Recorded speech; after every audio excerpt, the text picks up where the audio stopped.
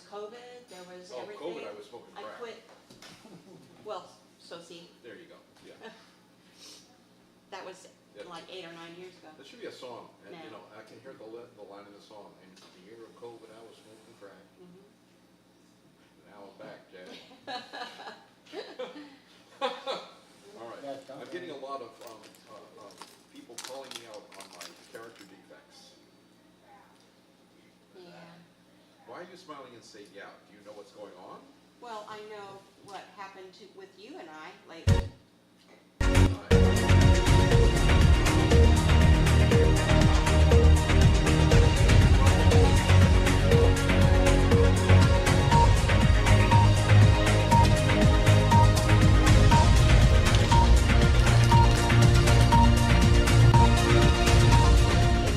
Sort of. Recovery doesn't start tomorrow.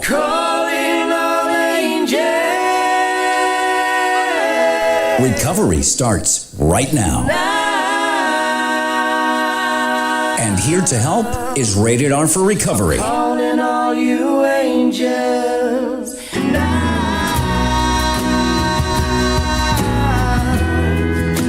Calling all angels now.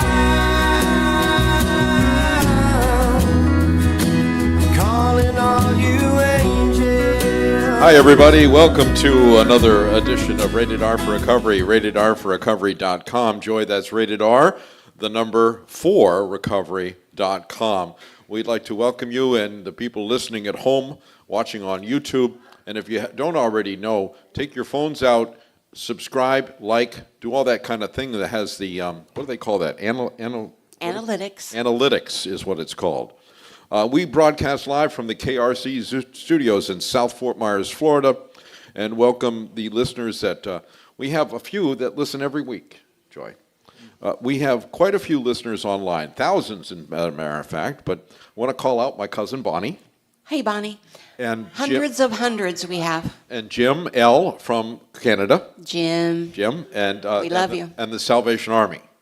I Hello. love you guys. We do. We like the Salvation Army a lot. We want to thank all of our Rated R for Recovery sponsors as we delve deep into this show and as we'd like to hear from you. In fact, if you ever want to text your comments or concerns, do it to 239-980-8080. A very simple number to remember. 239-980-8080. Yeah, let's hear it. All right. I'm an addict and alcoholic. My name's John. Hey, John. My co-host, I'm an alcoholic. My name is Joy. Welcome to the show. Joy, could you please explain to the listeners at home and our big studio audience what Rated R for Recovery is? Rated R for Recovery is a recovery-based, faith-driven program bringing hope, healing, and restoration to individuals and families impacted by addiction. Through interviews, sharing information, and entertainment, we strive to be a catalyst for all who wish to recover. One of these days, I'll have this memorized. You think, yes, it probably will. It'll One of come. these days. It'll come. Ladies and gentlemen, our chief sponsor is Kimmy's Recovery Zone. Kimmy Recovery Zone is the sole entity responsible for getting Narcan into first responders' hands and all the schools in our counties and areas around us here. Treatment centers. Treatment centers, halfway houses, yes. And Narcan is single-handedly responsible. It's a miracle drug. Maybe you being a nurse can tell us how it reverses the effects of opiate addiction. I can just tell you that it blocks the receptors that are getting you high, and it stops that How does it bring you back from the dead, though? because it blocks those receptors immediately, and so it's turned off. Okay, The thing that's killing you gets turned off. very good, very good. So we do have some recovery-related news, don't we, Joy? Oh, well, we have local news. Sisters by the Sea is a local women's weekend. It's the weekend of June 21st, and it's at the Hilton in Naples. You can Google Sisters by the Sea 2026. It's been going on for over 20 years. They have speakers, entertainment, workshops. They have merch. It's just a wonderful weekend, and it's a great place to have it at the Hilton in Naples.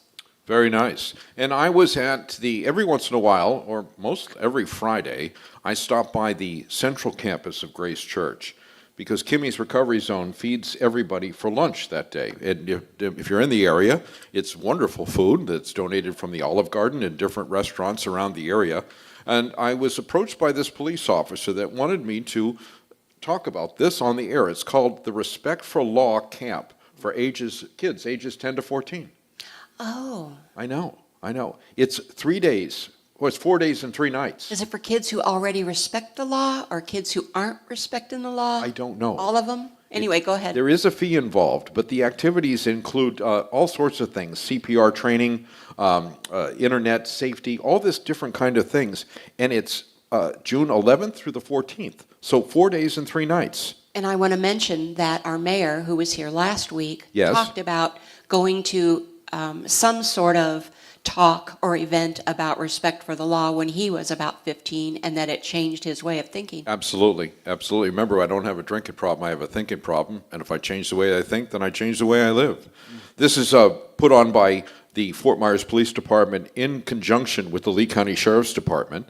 Officer Gonzalez is heading up this program. You can reach her by calling 239-470-0802, or check this out. You can register at fortmyerspal.net. Is it F.T. Myers or Fort? Fort Myers, F-O-R-T, good question. FortMyersPal.net. This will be happening at the Paul Lawrence Dunbar Middle School, which is on Winkler Avenue in Fort Myers, Florida. So please forgive us, those of you listening from Australia, Amsterdam, or Italy. We're talking about things that are happening local here in our backyard. But I would also say that if you're interested in doing one of these things wherever you live, you can call these people and talk to them. See, that's why she's my better half, right there. Exactly right, Joy.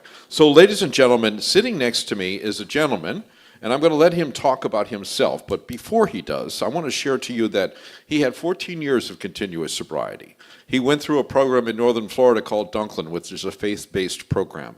He was employed by Dunklin for 5 years. After he left there, he became a pastor and the leader of a church.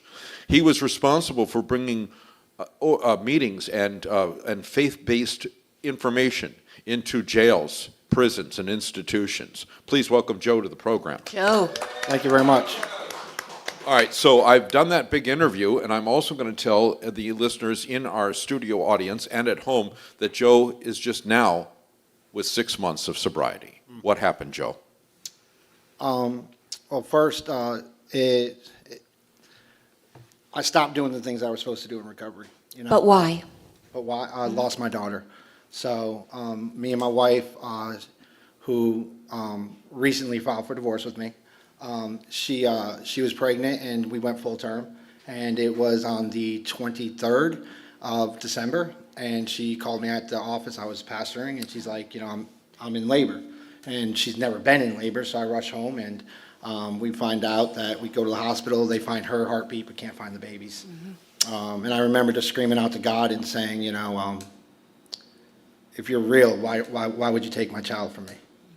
And my pastor said to me, he said, Joe, when you don't see God's hand in something, you got to trust his heart. But at that point, I was angry with God. So I stopped, doing my daily moral inventory, journaling, seeking God. And then I started allowing small compromises to come into my life. I ran from the church, and, as I ran from the church and started to allow other people into my life that aren't necessarily in recovery, and people to start speaking things into my life. What do you mean by that? When you said I started to allow people into my life that weren't necessarily productive for my recovery, is that how you said it? Yeah. Who? Like who? I went back into the restaurant business, and when I was in the restaurant business, my heart's desire was no longer the Lord or, seeking God. I started to seek people's And would you say it was more hurt, more anger? anger. Okay. I was angry with God. So in the restaurant business, my experience with that is watching people come into early recovery, and you had already been in recovery, that's why I'm talking about you, is that a lot of times we work in restaurants and we work till close, and close is 2 o'clock in the morning at a lot of places. And a lot of times I've noticed, quite a few times I've noticed that I was there. I worked in bars, and what happens at 2 a.m. when it closes? Everybody sits around and has a drink. Or ice cream. Right, say, at first. or what? Ice cream. Ice cream? No. Okay, all right. No, I'm first. just kidding. No, that's the restaurant business. But every business That's- has, I think, honestly, when it comes to drugs and alcohol, they're everywhere. And if you don't have your priorities straight and you don't have a foundation, you're going to make compromises. we I got off totally at 7 agree. a.m. and there's a bar open at 7 a.m. and that's where we'd go. I totally agree with both of what you're saying. However, it is my experience that the more I stay away from a certain substance or a situation or an environment, the better off I am. Right, but it's hard to stay away from the gas station or the grocery store. But we're not I mean, talking about that, though. Well, Yes, we we are, could be, but- we could be, but in your case, I want to go back to you No, so now. in my case, once I started to get back in the restaurant business, it requires a lot of you, and I was working 2 jobs. It was during, trying to help my wife not have to work, and I was still trying to, take on Yeah. all this responsibility. But without the Lord, without doing, going to somebody and saying, hey, listen, I'm in recovery and testifying with them or talking to them about what I've been going through, not going to accountability meetings, having people speak into my life. What's going on, Yes. Joe? Why are you quiet? And I pushed all that away. And then to say the wrong people, I don't want to say necessarily the wrong people, but what happens is you get around people that don't have a problem having a drink once in a Yes. while, or that don't have a problem having a party drug every now and then. And I believed the lie that I could do it once and it would be over. And that was the biggest lie I believed, because once I did, to be honest, I got back on methamphetamines. And once I did it once, it was over. Back to that old adage, I don't have a drinking problem, I have a thinking problem. Well, I and was it told, eases the pain and anger just for a minute. And the thing that that I know is that it's fake and it doesn't last. At And all. even though I could ease that pain for a few minutes or an evening, it comes back the next day and then it's worse because of whatever damage I've done. I would sit in my car and sleep in my car while I had 4 beautiful children at home and a wife, and I knew what I was doing, and that was the worst part.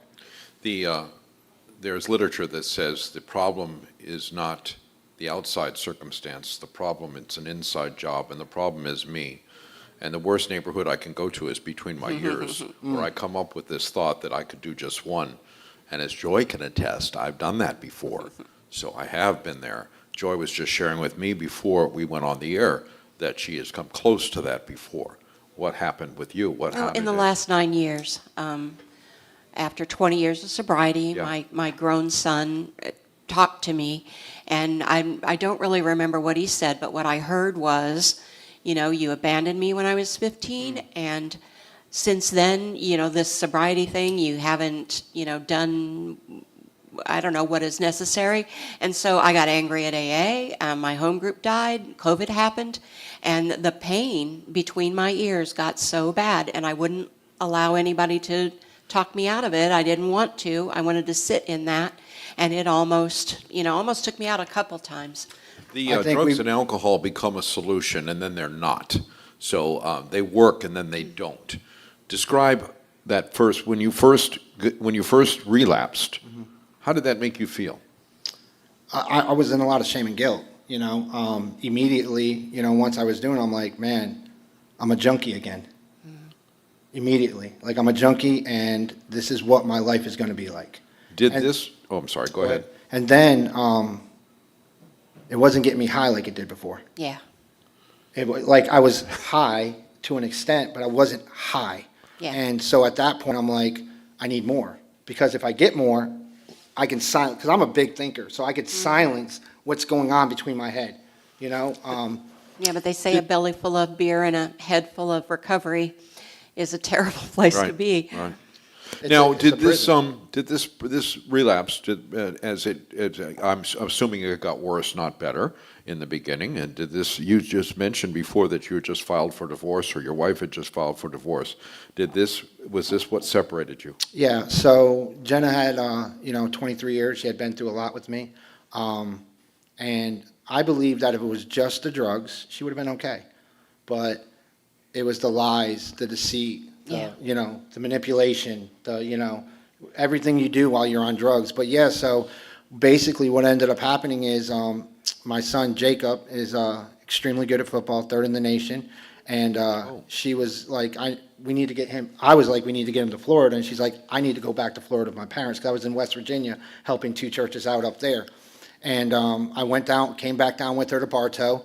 Lo and behold, to me, Bartow, the meth capital of Florida, you know, where it's cheap. And once again, believing lies that, you know, I could control it. And, you know, if I just do enough, I can fix everything. And when we finally, it got to the point that everything in my life had been crumbling down. Sleeping in my car, my wife knowing something was up, me lying to her consistently, my son, you know, calling me out on it, my daughter 18, then my little ones not wanting to be around me because I was erratic. Yeah. And then I remember pulling into my apartment complex and saying, God, if you would just give me a fresh start, I'll serve you again. And the next day I was arrested by a drug task Wow. force. What did you think immediately? Actually, at first, you know, I was relieved, Okay. because I knew at that point everything had just crumbled down. And your prayer was just answered. Well, Exactly. I didn't think about that until about 2 days sitting in Right. jail. And when you ask for help, help comes, and it may not look like a Nope. sweet birthday present. Now, Doesn't come in the form we like it. here's the God thing. Ready? Is when they pulled me over, I didn't have on me what I usually had on me. Yeah. So I went to jail for it, and I was sitting in jail for 4 or 5 days. My dad finally bonded me out, and he's like, you got to get help. And I remember just thinking of Dunklin again. And, you know, but there's that shame and guilt that come on you, and it's like, you know, why go back for help? You know what I mean? Like, this is who you are. And thinking that when I got to Dunklin, I was going to be looked down upon, or that. And I remember first day going in and Mr. Hugh looking at me and saying, welcome home, son. Yeah. Because we're human. And while relapse doesn't have to be part of recovery, it oftentimes is. It's part of my story. I came in seriously in the year 2008, stayed sober 3 years, relapsed, stayed sober 4.5 years, relapsed again. Joy was right there beside me a lot of this journey, and now is still beside me. So it's a wonderful thing to be welcomed home. And it's strange, but strangers are the ones who can continue to welcome you. There are a lot of reasons why. First of all, the ones in recovery understand more about relapse and how close we come to it and how often it happens. But we don't do as much damage with the people that are in recovery that can welcome us back as we do with our families who, when they've had enough, you know, sometimes they've had enough. And I completely understand that. You know, at first, it was woe is me. You know, I lost my family. And I had a good friend of mine tell me, you know, Joe, you didn't lose your family. You gave them up over Gave a them cheap away, thrill. sure. You walked away. Sure. Yeah, you chose something over them. All right, so that's that. So you decide you go to jail. You're arrested for whatever you're arrested for. You stay there 5 days. Your dad bails you out. You have this idea that now I want to go back to Dunklin. Is your wife talking to you? Does she say to you, okay, that maybe we can talk about this now? She knows you've had 14 years of sobriety. She knows that you've been a father to the children you have at home, but she's not willing to compromise. That morning when I got home, I walked 9.5 miles back to my house. I wasn't going to dare call her for a ride. And she said, Joe, I've already started the papers. You know, you need to get right for your children, for your boys. And I remember looking at her as like, yo, is there still a chance? And she said, Joe, I've given you chances. Yeah, You know, yeah. and once again, the amount of lying and deceit and manipulation that I did, at that time I was like, you know, I thought I was still a good person. Yeah. You know what I mean? Like, I still thought like I don't lie. I don't cheat. I don't no, steal. like, and like, look at what I do, you know, but everything I was doing, it was just as a smokescreen, so she didn't know what was really going on with me. All right, so tell us where you are from that point to now. So I went back to Dunklin. You know, it's funny because God hedged me in there. I did everything I could to escape. I knew how to get thrown out, and they wouldn't throw me out. They kept me there, and went through the program all the way into Region. What does that mean? So in the program there is, I believe it is five or six stages. So you go in there, you got induction, then you go into transition, and then from transition, orientation, regeneration, inner healing, and discipleship. So when talking to my elders, we knew I had a rebellion problem. I didn't have I didn't have an inner healing problem. And then I taught discipleship, so they knew that at that point, it would just be me dragging my feet to taking care of my kids. And Fort Hope being a phenomenal place, for transitional. They had most of the guys there are from Dunklin. The director, we call him Pops, had been on staff out at Dunklin also. Matt Carvis, he was on staff out there. So with them, I knew I had accountability. I knew they weren't going to allow me to, shuck and jive and do the things that I could do if my Be a feelings good scared. student. Oh, yeah, hold my feet to the fire on what I say I'm going to do. And so at that point, getting with the elders out at Dunklin, we decided that my next phase or next season was to be at Fort Hope. And to start, walking this thing out, being part of an amazing ministry, but then at the same time being held accountable, and then to be able to actively get in my kids' lives again. Because she wasn't bringing them out. She brought them out one time. And like they said, if my children were going to get an opportunity to heal, they needed to be with me. Not necessarily physically, but to me, I can talk back and forth and help them. I'll tell you a praise report is I hadn't talked to my son, Jacob. He came out that one time when I first got there. How old was he then? He was 14. He's 15 now. He looked at me and he said, Dad, I want to knock your head off because what you did to Mom and us. And I said, son, if that's going to help you, do it.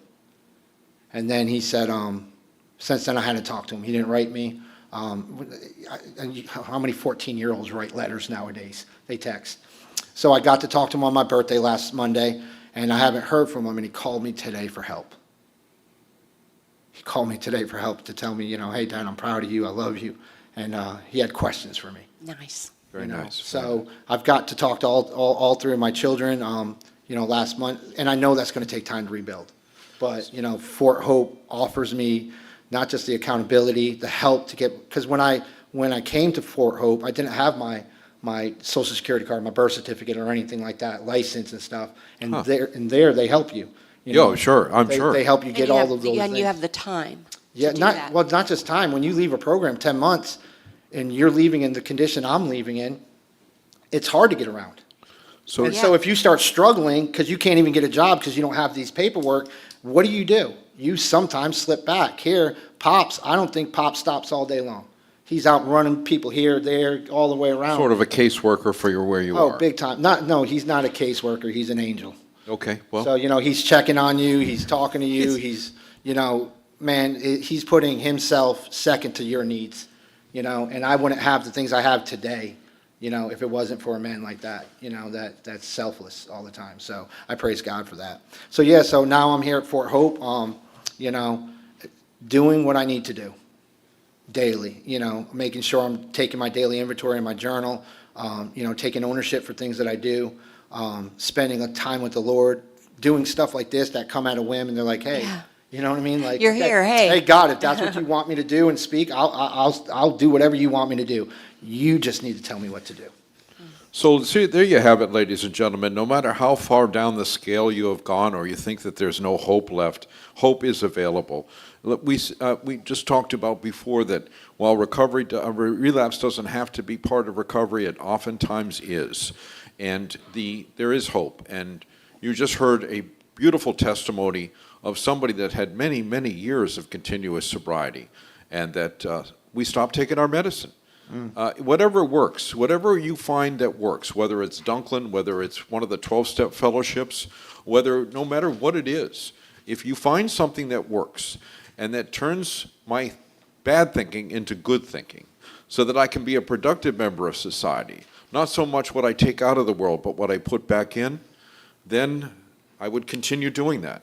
I call that stuff, as I talked to Joy about, I'm looking at this because I just need to look something up, but pardon me for that. What I call that is taking my medicine. I'm a sick man. I'm a drug addict.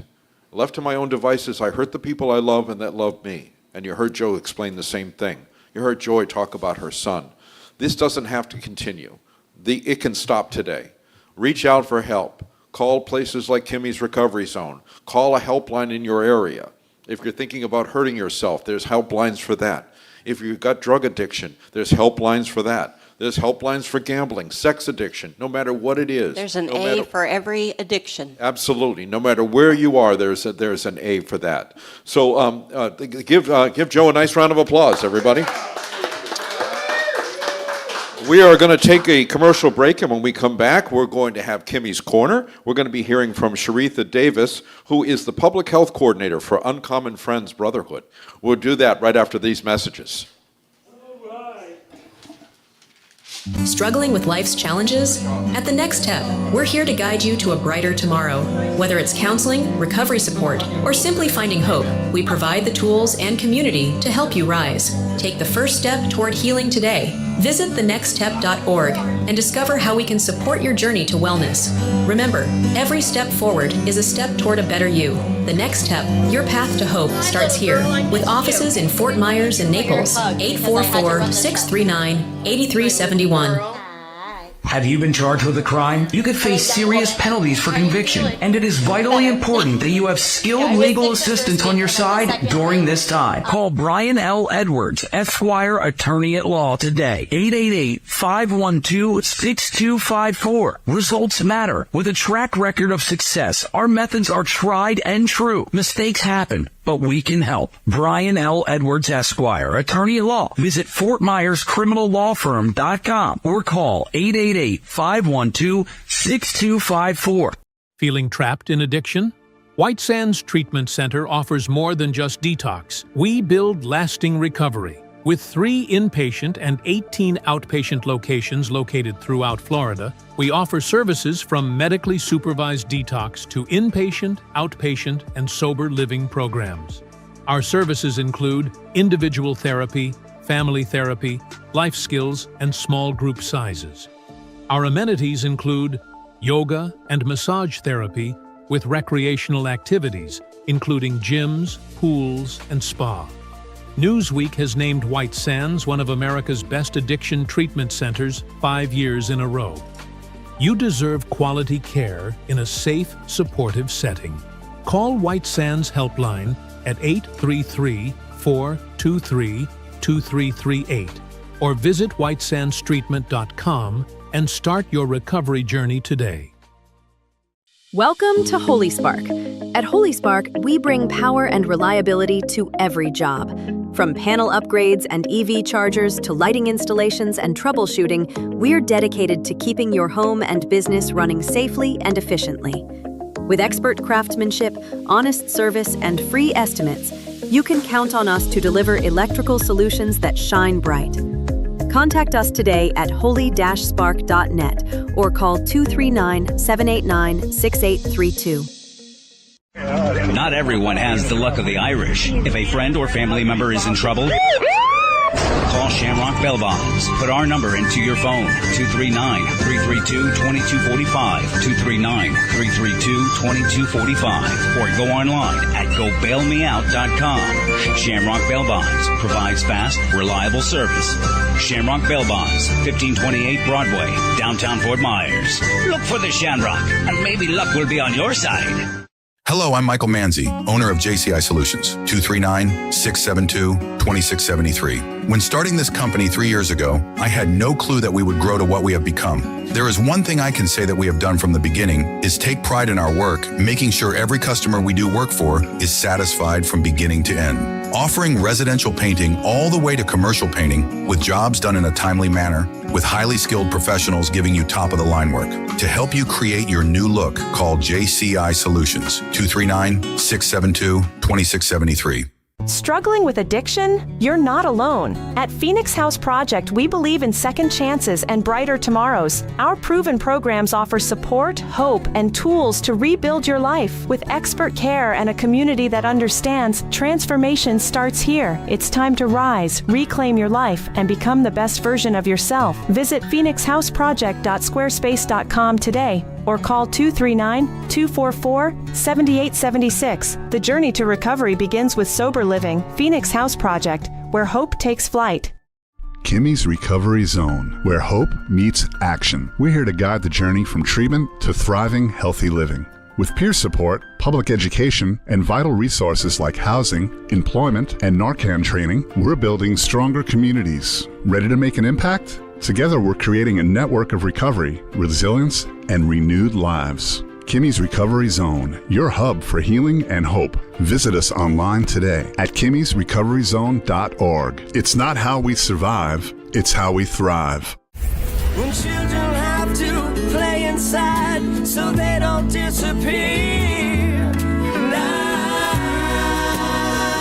Welcome back to Rated R for Recovery.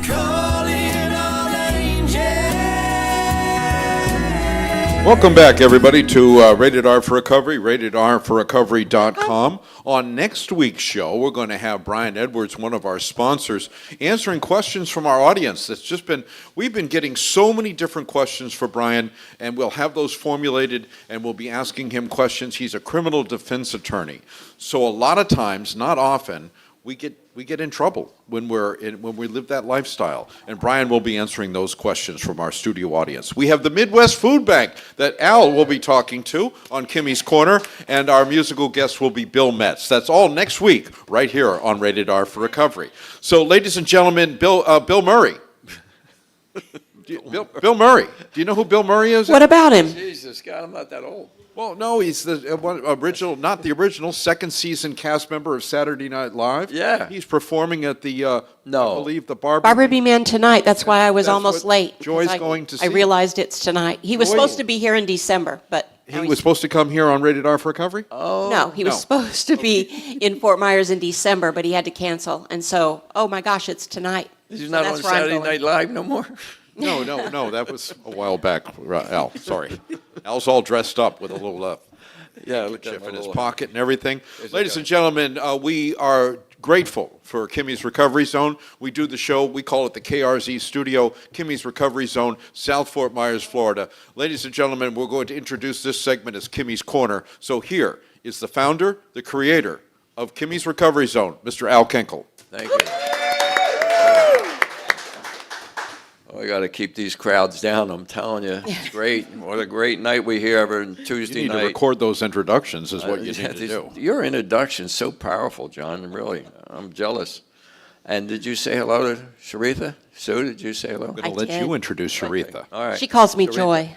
Oh, okay. Yeah, Joy. Okay, Joy. Well, she's a joy. Yes. Sharitha, you do so much in the neighborhood, I like to call it, and we're going to talk a lot about that tonight. Yes. And we're real proud of you. I know you very well, and we've been served on some groups together. Yes. And, so we're real anxious to let our public hear what you're doing, what you're up to. And so we're going to start off with some questions. You found a way to make your public health feel real retainable. What does bringing public health, education, real-life experiences actually look like to you? Okay, so I want to say first, thank you for the invite. Thank you so much. I enjoy being here. Thank you to the audience that is here. And when it comes to public health, we're also used to public health education seminars. And you think you're going to come, you're going to get a bunch of information thrown at you. No, I'm creating experiences. I'm helping you feel welcomed so we can hear what's going on with you. For example, I did a mocktails in menopause and a colon cancer awareness event. Each one, we've had people from the community come and share their experiences. And it's that Me Too moment, like, I got something to say. I'm going through this, or I think I might be going through that. And it also helps having community partners, not just people there with the resources to be like, here, take this information and call me when you feel like you want to. No, take this information, this is what we can help you with, and this is what we can give you right now. So they can come and feel seen and heard and leave as like, okay, I need to follow up with them.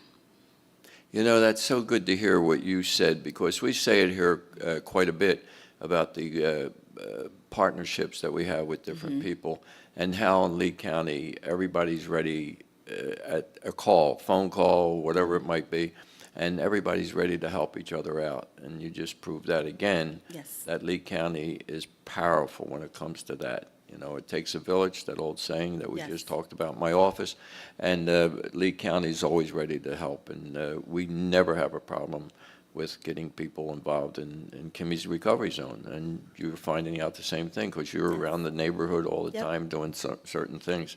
And we talk about communication here a lot because it's the key. And you talked about the difference between communication and disseminating information. Yep. Yeah. It's very important. It makes a difference in someone's overall care and how they receive the information too. Yeah, the more information we can get out there, the more people want to help. Mhm. Everybody's interested in helping somebody else here in Lee County. I'm proud of Lee County. Yes. Clap for Lee County. There we go. Yay. Okay, so you're mentoring young women preparing for the pageant in LaBelle. Yes. That's going to be exciting. It's May 9th. What have you seen happen when young girls are given the opportunities like this? Their confidence. Is it? And when they walk into every room, like they own it and they know that they're supposed to be there. Even as a young lady myself, when I was younger, I would walk into certain places with my head down because I'm like, I'm not sure I'm supposed to be here. No one's here looks like me. I don't know anybody. But with my young ladies, most of them, I've been working with them for 3 years. And I have a few teenagers and their confidence and how they speak and their conflict resolution. Oh my gosh, it's a beautiful thing right now. Because in the beginning, it was like, Miss S, da da da da da da. I'm like, wait, hold on. So instead of them just doing a full rant, they think and they pause. And then they're like, this is what I don't like what happened. And I have them sit and have a conversation. Because even as adults, we come across conflict, but we can't jump on that next person when we're upset with them. So teaching them at a young age and seeing them put it in place and creating that sisterhood that we have with our young ladies and supporting one another when one's not having an okay day, that's been a full joy for me. And the opportunities that they get and the exposure and to see their lights Yeah. and their thinking bulbs start. Like, I can do this? Yeah. Yeah. Yeah, I think that's so important that the confidence you give them will carry them through life. You know, when you're young, it's very difficult sometimes, with the bullying and different things that happen in life, to have some confidence. And sometimes you don't get it at home. You might not get it even from your friends. But, if you can find a place that gives you confidence, it changes your whole life. And when you've tried a couple things and they didn't work, and you start feeling like, well, nothing works, so why should I bother? And then to find people who are working in a solution is a great key. Yes, that support is very vital for them. So when you're feeling a connection and transformation really aligns with what we do here at Kimmy's Recovery Zone, so that connection and aligning people together. And could you say a little bit about that and some of the things that you might do? So when it comes to connection and alignment is being intentional. I've noticed people just doing things just to do them without the intent behind it. Like, oh, we're going to do this right here. This is what it's going to look like at this moment. What is it going to look like once that event is done? What is it going to look like once that conversation is done? What is the impact afterwards? So connection and alignment, it has to make sense and it needs to be intentional, especially in this climate when there's so much noise, there's so many organizations and so many things going on. It has to be intentional. So understanding your audience, understanding your community partners, and aligning everybody intentionally, I think is the best thing that we can do. Absolutely. Yes, and in that Kimmy's Recovery Zone, we focus on healing and working in line and recovery focused spaces. So, and how's that work in what you're doing? So healing and recovery, and especially since I work with the younger population, sometimes they don't know they need healing because the things that they're exposed to is a way of life for them. And then when you show them something different, for example, it's like especially with my young ladies and also my young men, I help them understand what a healthy relationship looks like, whether that's with an adult, a parent, a peer, a teacher, or a boyfriend or a girlfriend. There's things as healthy relationships, and things are not supposed to be toxic, and they're not supposed to hurt. I don't care what you see on TikTok. I don't care what you see on Instagram. That's not the way it's supposed to be. And a lot of that stuff is fake and put on and acting. I'm sorry, it is. Yes. And As fun as it is, it's yeah. And they don't understand the difference. They don't see the difference. They're like, oh, that's how it's supposed to be. And when it comes to recovery, dealing with the youth, recovery really starts when I send them home with certain things and have conversations with the household. That's when they realize that what I'm doing right now is not right. And there is help, there is support, but again, people are in positions and situations where they don't want to ask for help. They're embarrassed to ask for support, and sometimes they've been turned down so much that they just said, forget it. Why, some of the things that you're doing in Lee County, can you explain and go through a few of those things that you're working on now and have worked on that you found to be real successful with our young people? Yes. You know, because our young people are the most important people in the world. I mean, we got to really show them the way, help them figure out what's good and what's bad and things like that. So can you give us some of the things that you do and some clues of what we can do? Yes. So I have worked with organizations and nonprofits and also city organizations to implement youth programming. And not just something that happens at the moment, but something that's full circle. For example, like a summer camp that I help orchestrate with a local nonprofit.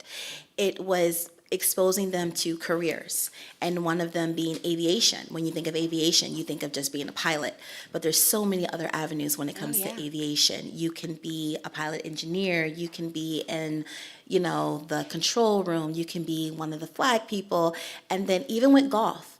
Golf is a gentleman's sport, and that focuses on etiquette, that focuses on relationship building, and there's 3D simulation that they can do career-wise. You just don't have to be a golfer, but there's so many other elements involved.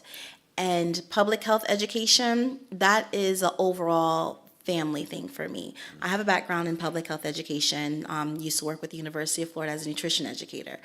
I had every demographic starting from 9 months to 99 years. I tried the adults. They were a little stubborn, so it was kind of hard for me. You got to be kidding. It was kind of hard for me to introduce them to Brussels sprouts and things like that, but I started with the kids. So in the kids, curiosity, what is that? I said, it's a mini cabbage. Okay, so I would get parents that would call me and be like, did you just send them home with a squash spaghetti recipe? Yeah, I did. Butternut squash is amazing, just try it. So when it comes to the youth and aligning everything, and everything that I do, it's a full circle moment.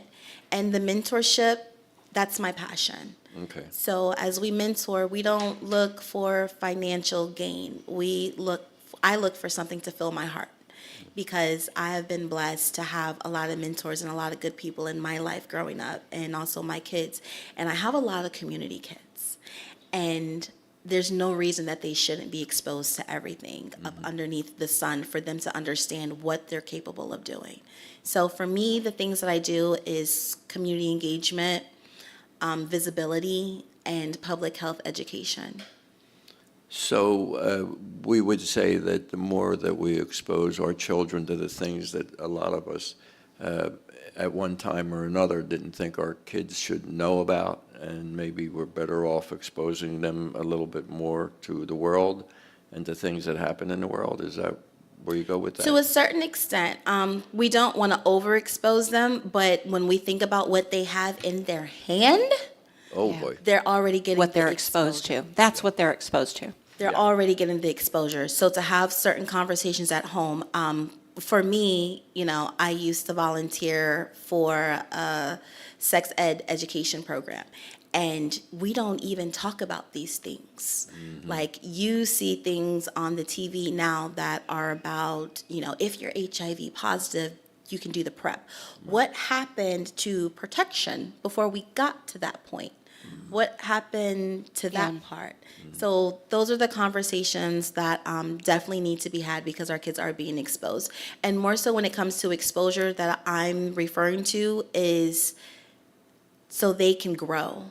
Because some kids are leaders and they don't even know it, because they haven't been put in situations to show that they're leaders. If you have a child that is taking care of their siblings at home, that child is a leader. But outside of that home, they don't have the opportunity to be shown a leader, because they may be acting out. They may be, yelling or being disruptive. And what I've noticed, those are the kids that you give a little more attention to and you give a little more responsibility to. Because that's what they're looking for. That's what they want. Yeah, kids, it's funny when you see, they like responsibility. They like do. to have things to do. They want to be responsible. And, we drift away from that a lot of times because the adult in us think that we don't want to expose our children to certain things. Right. And really, there shouldn't be too many barriers, but there are some. Yes. And, we have to be real careful in that respect. So when you were in the health industry, did you do any nursing, did you say? You're a nutritionist? So I have a background in nursing, and I have my bachelor's in public health education. So I was working with University of Florida as a nutrition specialist. So I would set up programmings, and I would go to childcare centers, I would go to community centers, and just talk to them about healthy ways of eating and introducing new fruit. Sometimes with some of my kids, they didn't know the difference between a plum and a peach. So, but again, that's exposure. For us, we go to the grocery store, we know these things, but for some kids, they don't know the difference because they're not exposed to it. I'll be darned. Interesting. Yeah, and Brussels sprouts and squash. Right? Mini cabbage. Nice. Yeah, mini cabbage, that's a good one. They came home, they said they wanted mini cabbages. I said, they're Brussels sprouts, but don't tell them that. We have Mark somewhere around here. I don't know where he's at, but he was on his way. He wanted to do some education and pilot flying and different things like that. Oh, awesome. Yeah, Mark's in the back there. Maybe you ought to talk to Mark about that. He'd Definitely be interested will. in something like Well, that. and I want to say that almost every city has an airport. And Yeah. just because your city's small doesn't mean that small airport doesn't need help. Exactly. Yeah, right, exactly. And there's so many things when you think of the airlines, there's so many different things. You just named off 10 different ways that you can be involved in the airlines. It doesn't necessarily have to be flying the plane, And a golf course. Right. Yeah, and the golf course. Yeah, my son made a nice career out of that. And there's so many golf courses here, so many jobs and positions that people can take, and they're always looking for nice young people that want to learn how to play, and then they become leaders in the shops and different things like that. It's not just golfing in the game. Exactly. No, and I want to say that other sports too have mentorships, and sports originally, were all about teamwork and leadership, and but because of our competitive society, things can get a little dicey. Yeah. Sometimes the parents are more of the problem than the kids, but you can find that there, if you're looking for it, and you know what to look for in healthy relationships. Yes, exactly. A great example when it comes to sports. So if we're talking about you, what do you want people to know about you and what you're doing here? And you're a person that is at the call to serve, that a lot of us are. And I think everybody I know is looking to serve people. So, that gives us a great feeling alone. So what do you think people are going to say about you? About your service to the community and to the youth of the community and to other people?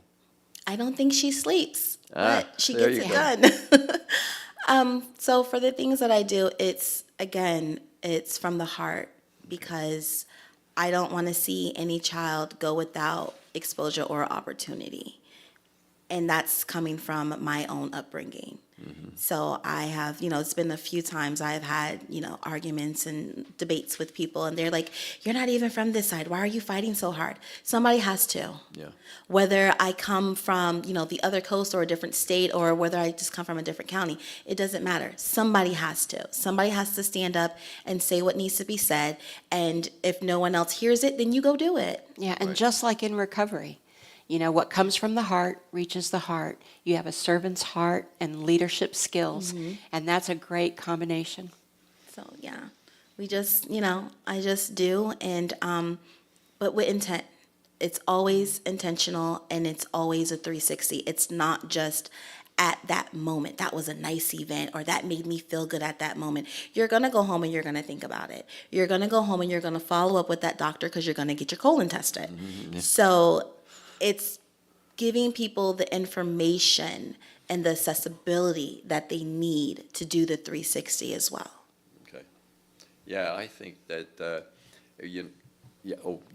forgot, I'm standing back here, I'm talking to myself.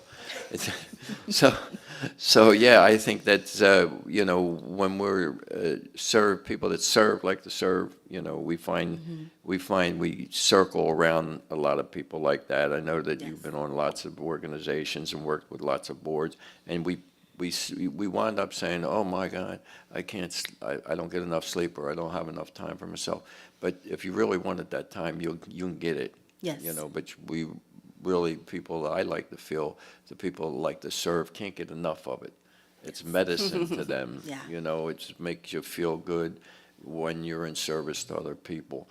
And I think that's really where we might be a little short right now on some of that, But we've always been a little short on that. It's Yes. always been, a lot of the people carrying a lot of the weight, and the other people probably want to, and they just haven't had the opportunity to somebody expose it to them. That's why it's so important what you do with the young people. And then what we all do with the young people, we have to help them along the way. Right. Because it's people think it's easy being a teenager. It's not. It's not. I It was gets a harder and teenager. It harder. was tough.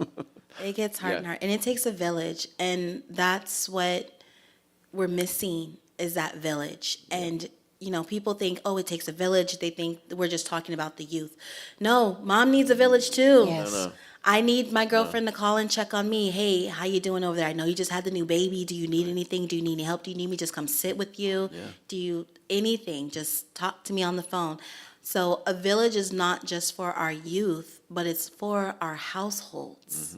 And we need to get back to that. And it's going to be tough in this climate, but once you do it and you pour into somebody else, they're going to pour in somebody else. Maybe not tomorrow, maybe not next year, but when they're ready and situated to, they will. Yeah. Yeah, and I think we see that in some of the wonderful work that's being done. Again, I kind of keep going back to Lee County. I lived here almost 30 years now, and I got to know it real well. And, people here know it takes a village. So how are they doing it? How is the hospitals getting bigger and the services getting bigger? And all these food banks and things like that have popped up over the years, and Harry Chapin and all the others, Midwest Bank and all these places doing these great work that they're doing. It's because that we realized here that we have to work together and stick together in order to help for a bigger cause. And that it ourselves. works when we do it. And it absolutely works, yeah. And again, I watched the tide turn drastically there when we were a small community over here in Fort Myers. And then as it got bigger, our appetite to help other people got bigger. Yes. Isn't that great? I mean, what a great community we are. Although I do want to say that you can't know who it is you're going to help. You pour all your stuff into one person and they don't get it, but maybe their parent does, or maybe someone that they know does, and you just don't know where your work is going to reach the person, but that it does. Right. And that was hard for me to kind of come to grips with when I was a caseworker, because I just want the best for everybody. But what I've learned is they got to want it for themselves. And that was like the hardest reality, because sometimes I would just want to grab them and be like, look, but you can't do that. It's like you can want the world for someone, but until they see it in themselves, that's where that healing, that's where that recovery comes from, that breaking those traumas. And as long as they're breathing, who knows, 10 years from now, your words may come back to them. You know, that happened with me, with the people who tried to mentor me when I was young. It didn't help me then, but I was still breathing when I got sober, and then those words came back to me, and they were a comfort to me, even though, like you said, I need that village around me. I need those positive words around me and the people working with me. You just don't get to choose which people it's going to be. Right. Because you never know when it's someone's time. Right. You never know. And that's where you have a servant's heart, because you're just going to welcome them. Just bring the information. Yeah. That's what I was told when I became a nurse. Just bring the information. Yep.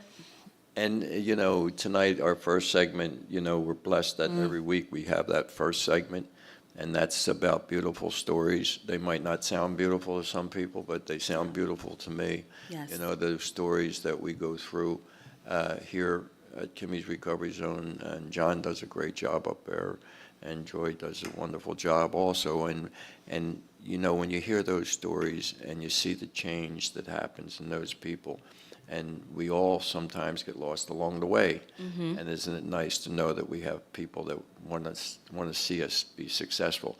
And those stories has changed other people's lives, and those stories that save other people's lives. And those stories will someday, maybe we won't have to have the jail so much. Some of the times we put people in jail, and that's not where they belong. Nope. Yes, So Lord. we're working all towards that, and I want to compliment the first segment for what you guys do. Appreciate it. John, thank you. John, you want to say something nice about me? Yes, you do. Although I really like your ending up that you had pulled up. This. To everyone listening, this is your reminder, community matters. And while they do that, ladies and gentlemen, give Sharitha a nice round Yes. of applause. I'm still stuck on the Brussels sprouts. I have my own Mini recipe. cabbage. I love Brussels sprouts. I Me have my too. own recipe for them. I saute them in olive oil, butter, garlic, lots of garlic and black pepper, and they are wonderful. Oh, no, you have to have like some sriracha and some soy sauce or something on there. really? Oh, gosh, they're fabulous. I haven't tried them And that you way. fry them. Everybody has their own recipe for life, recovery, and Brussels sprouts, ladies and gentlemen. No garlic. Did you want to finish something? You had No, something? I'm good. No, we're good. I think that, and to everyone listening, this is your reminder that community matters, safe spaces matter, and the work we do to uplift one another truly makes a difference. Amen so to make that, sure, brothers. say hello, say a kind word. Ladies and gentlemen, we want to thank you all for watching this edition of Rated R for Recovery. Join us next week when we have a big show lined up for you. But you know what? You've got to tune in to find out what that's about. Hey. You've been listening to Rated Hey. R for Recovery. Rated R. Hey, can we have a song? Joy, Yeah, Joy will have a song. did you want to sing a cappella? Oh, no. Oh. I thought I would have some music. Would you like to sing an a cappella song for us? Right from No, is the music gone? There is none. That's why I'm Okay. closing the show out, Joy. Well, And so you can go to see Bill Murray, too. yeah. Oh. He's waiting But for you. I thought Mark could pull up a song. I don't know that. Could be possible. Mark, if you're listening. Mark, no, and our assistant. No, everybody's gone. All right, next time. Ladies and gentlemen, thanks for joining us. See you again for another edition of Rated R for Recovery. Remember, ratedrforrecovery.com, on the Facebook, and like and subscribe on YouTube. Good night. Maybe I'll sing. Good night.